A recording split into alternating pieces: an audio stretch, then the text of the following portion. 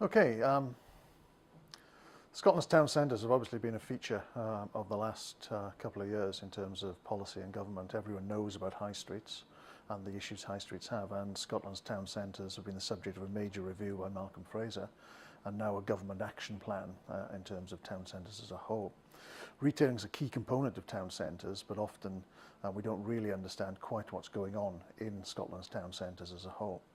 And so the work with the local data company that we at the University of Stirling has been doing, been looking at the data they've got for the top 100 towns and cities across Scotland and trying to find out how they vary, how the mix of retailers vary within them, what vacancy is like and how that is either persistent or non-persistent, and then trying to explain some of the patterns that we found.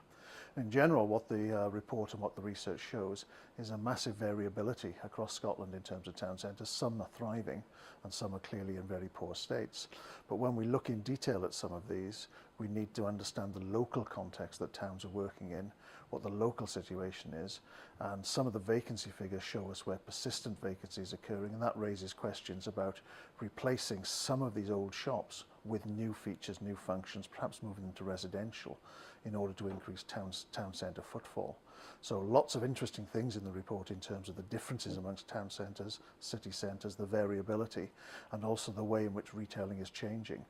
And the good thing about the local data company data is that this is a repeat survey done on a continuous basis. So we'll be gaining the data year after year and building up a much bigger pattern, a much better pattern of Scotland's town centres and retail's place within that.